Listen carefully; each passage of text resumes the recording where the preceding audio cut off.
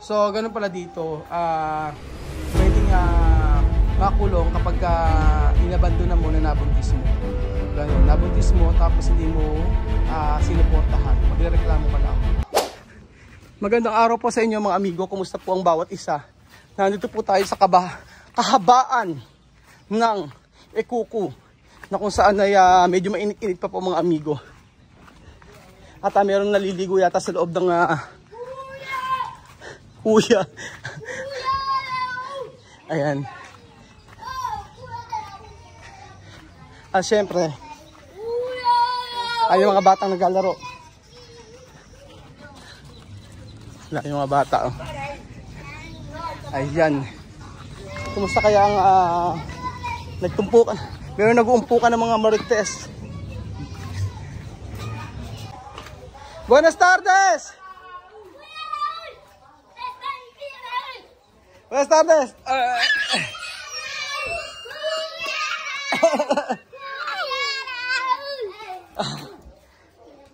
Buenas tardes! Buenas tardes, nena. Ayaw pa si nene, oh. Pasa. Buenas tardes, guapa! Buenas tardes. ¡Qué guapa hoy! ¿Qué pasa? ¿Por qué tú vienes pronto? Ella no quiere hablar conmigo. Ayaw kausapin ni nena. At syempre, bibisitahin po natin si Estrelita. Estrelita! ¿Dónde Estrelita? ¿Llorar? No. Oh. Ayan. Quiero ver Estrelita. ¿Dónde Estrelita? Ba, natutulog. Banyado? Oh. Siyempre, meron nakalagay si Celiang ano, oh. Polvo. Na ibig sabihin ay siya ay nanganak. Apa na? Labet mo. Medyo nagbabago ng kanya kulay. Pero maputi pa rin eh. Sa aura blanco. No ba cambiar? No sé. Ha? Hindi niya alam kung magbabago ang kulay ni Estrelita. Akit eh, oh. Borlog! Si ano, Borlog si Balbina. Aha. Lihia! Buenas tardes. Mira tu nieto. Nieta. Aha. Yo pensaba Adrian. Adrian? Su nombre también es Adrián. Pero cara igual Adrian. Hermano? Marina y Balbina. Pensaba. Ito pala asawa ni Balbina. Hermano con la Celia. Hermano de... Oh! Una papá, una mamá. Una pa pa? Kapatid pala na Celia to. Adrian ang pangalan, kapatid ni... asawa ni ano? Ni Balbina. Ayan po mga amigo. Kanina pa po kausap ni Tia Cesa si Batcha. Sí, estoy aquí. Porque yo he hablado con Pachá, problema de su chica con niño. Yo quiero saber cómo un niño va a quedar, con quién, cómo este chica, cómo este bebé, su familia, después así, su familia tiene que hacer reunión para saber cómo vamos a llegar. Porque este bebé persona para el día de mañana, persona grande. Pero Batcha no llamar Celia. Sí, Pachá no llama Celia. Ayun po mga amigo, sabi ni Tia Cesa mga amigo ay magkakaroon daw po ng meeting ang pamilya nila Celia about po sa baby. So, ang sabi po ni Tia Cesa ay papaano daw ba yung bata, ano ang gagawin? Kasi hindi na po tumatawag si Batcha kaya Celia. So, ang sabi ni Tia Cesa, nung nakausap niya ay sinasabihan niya kung ano ang plano niya kay Estrelita sa anak ni Celia at saka ni Batcha. Pero ¿qué Batcha ha dicho? Batcha va a esperar, nosotros no podemos tomar decisión si su familia no decide, su familia sí. ¿Quién va a hacer decisión? Su hermano, su papá. Cuando su papá va a dar decisión, su hermana nosotros saber qué hacer. ¿Decisión cuál? Decisión, si podemos cuidar, porque muchas familias cuando así, no presentación, no matrimonio, no nada, hecha. Decar. Sí. Echar Batcha así. Después deca Celia para cuidar a esos niños. Por eso nosotros así ahora pedimos por favor, sí, ¿qué hacer? ¿Qué hacer? Sí. Pero ellos no así, ellos Bueno, sí. Ayun, sabi ni Tia Mame, kaya ganito pala mga amigo. Hinaantay nila yung meeting at magdi-decision sila about sa bata. Kasi si Tia Celsa, siyempre gusto niya na magkasama si Batcha at si Celia. Kasi napakabait ni Celia. Gusto ni Tia Mame na suportahan ni ni Batcha yung bata tsaka si Celia. So sabi gano'n ni Tia Mami, kapag ka daw nangyari ang meeting, magdidesisyon daw po mga amigo kung paano ang gagawin. Kapag daw po si Celia ay pinili na tanggihan si Batcha, ang mangyayari po ay si Celia na mismo mabubuhay sa kanyang anak, ganun po. Pero kapag po pinili ni Celia na tanggapin si Batcha, yon magkakaroon ng kasal.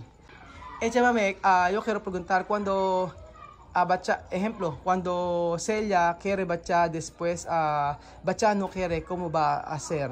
Yo sé que Celia quiere Pachá. Sí, pero Pachá no se dio. no, en serio. Sí, yo quiero a Celia mucho. Celia también quiere a Pachá. Aha. Pero Pachá no se dio. So sabi ko, Tia Mami, ano mangyayari kapag ayaw ni Batcha? Hindi ro kasi seryoso si Batcha, pero si Celia gustong-gusto po gusto niya si Batcha. Sabing gano'n ni Celia. Ay, ni Tia Mami, gustong-gusto ni Celia si Batcha. Tia Mami, ejemplo, no, cuando Batcha no quiere Celia y bebé, no aceptar ese bebé, ¿qué puede hacer a Celia? Problema, Celia podía ser problema grande con Pachá. Puede hacer esto. Sí, porque Pachá dejarle con embarazo, Pachá salir. ¿Cómo va a ser? Ella misma aquí, pero ella dejar todo pasar, ella sentada. Solo rezar, ella ahora parió, Sí. vive bien. ¿Qué problema va a hacer? Por eso yo ahora miedo porque Ajá. Cuando tú vas. sí, posible ella puede decir, este niño no lo da Pachá más. Aha. Pues, So, sabi po ni Tia Mami, mga amigo, ay pwedeng gawa ng problema ni Celia si Batcha kapag hindi ito sinuportahan.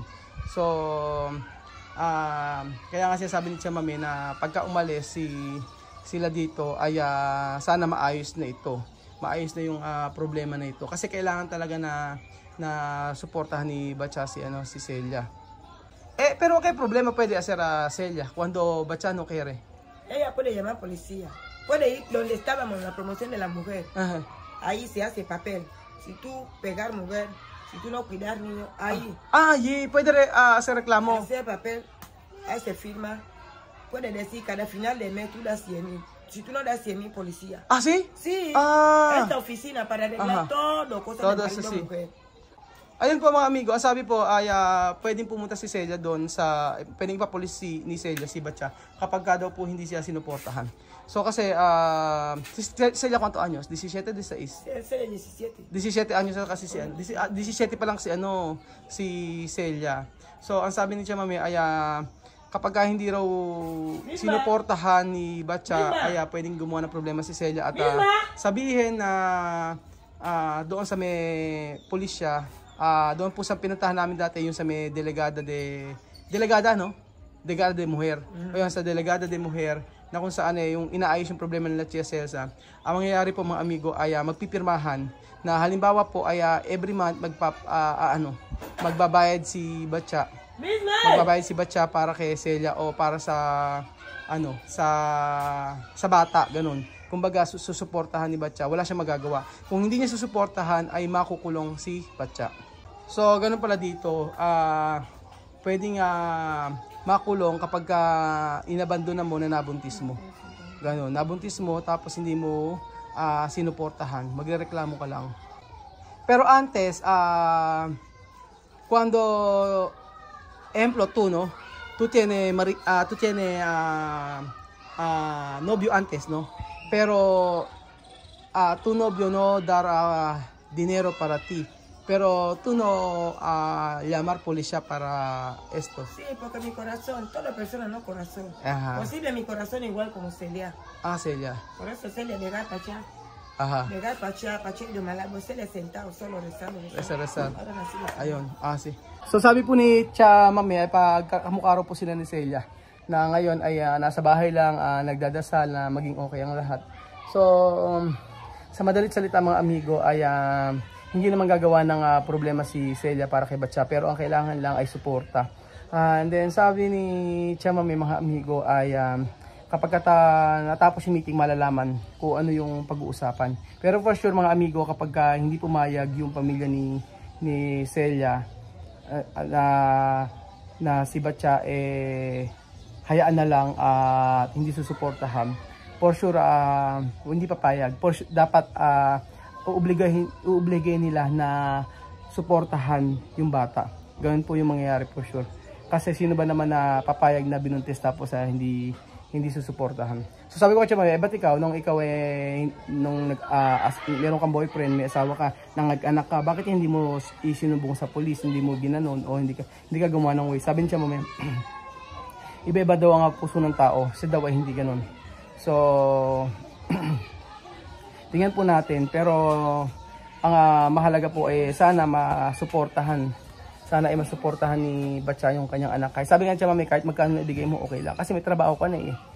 Mañana, hoy por la tarde vamos a hacer reunión. Después, mañana por la mañanita, la cuerda roja. Aha. Para ella, como ya hay. ¿Cuántos días poner esto cuerda? Oh, va a ser 4 meses. Sí, pero cuando parir, 4 días, 5 días, 1 semana. Una semana. Ah, 1 semana. Después poner esto. Después reunion así. Ah, ganun pala mga amigo. Nagalagyan ng kwerda o tali, yung leeg. Tapos, parang masepa si Chamami. Parang masepa siya. Hindi, sa totoo lang, masaya siya dahil siya ay lola na. Napakasipag nito sa kanyang apo na siya nagpapaligo umaga at tanghali 2 beses. Sabi niya, ayun, balik tayo. Sabi niya sa maglalagay daw ng, magmi-meeting daw, tapos lalagyan daw ng tali yung leeg na kulay red at tatanggalin after 4 months. Yun yung jahe na tinatawag. Tapos magkakaroon ng celebration dito. Kaso wala na kami dito kapag nangyari yun. Pero esto bebe, can't poner nombre, Batcha o Celia. Hoy sí que ellos me van a decir quién va a poner nombre. Por eso, reunion. Ayun mga amigo. So pag-meetingan kung kanino ilalagay yung i-applido kay Batcha o kay Celia. So, bahala na po kung tingnan po natin kung ano po ang mangyayari. Kung ipapangalan ba kay Batcha o kay Celia ang anak niya na si Asulita. Pero kakausapin, kasi kausap ni Mami si Batcha kanina at pinapaliwanagan kung ano ang dapat gawin. Kasi dapat maging responsabling tatay siya kasi siya ang may gawa nito. At hindi niya pwedeng iasa sa mga tao, lalo na kay Tia Cesa, Alice at Tia Cesa. So, ayun po mga amigo, sana wala maging problema. Wag gawa ng problema ng pamilya ni Celia, si Batcha, at ipa-pulis o ipakulong dahil kawawa naman. Pero syempre, titingnan natin. For sure naman siguro ay dapat kausapin mabuti ni Chamami uli si Batcha. Huwag na sana maging problema. So, ayun po mga amigo, yun po ang latest. Sana maging okay ang lahat. Pero mukhang masaya naman si Chamami. Pero tingnan na po natin. Alam niyo naman dito, bigla na lang may dumarating yung time na masaya, tapos biglang malungkot. Ayan. So sana maging okay ang lahat. Pero hasta ahora Chamami, Batcha no dar dinero ni nada, no? Ni nada. Sí, pero Batcha tiene trabajo allí. Jerry ha dicho tiene trabajo. Jerry lo ha dicho que Batcha ha dicho que hasta él mismo tiene miedo. ¿Quién? Batcha, que él tiene miedo. No sabe cómo va a hablar con Celia. Así. Él tiene miedo. No sabe. Hasta el día que tú has dado teléfono ahí para él hablar, él solo decir, hola, ¿qué tal? Él miedo. Miedo, ayun. Porque no sabe cómo va a decir la perdón. Ayun. Sabi nga nun ni Chamami, natatakot daw po si Batcha kaya Celia nakausapin. Dahil po hindi alam kung ano sasabihin niya. Hindi alam sasabihin ni Batcha at hindi alam kung anong gagawin. Kaya po nung tumatawag din po ako, kaya pala hindi pala sinasagot ni Batcha yung tawag ko ay dahil may takot. Dahil alam niya na nanganak na si Celia. Siyempre si Jerry lagi natin kausap yan at lagi natin nakaka-chat. So, ayun po mga amigo, ganun po ang buhay pala dito sa Equatorial Guinea na pwede kang ipakulong lalo na kapag hindi mo sinuportahan yung babae na nabuntis mo. So, ayun po. Salamat po mga amigo at God bless.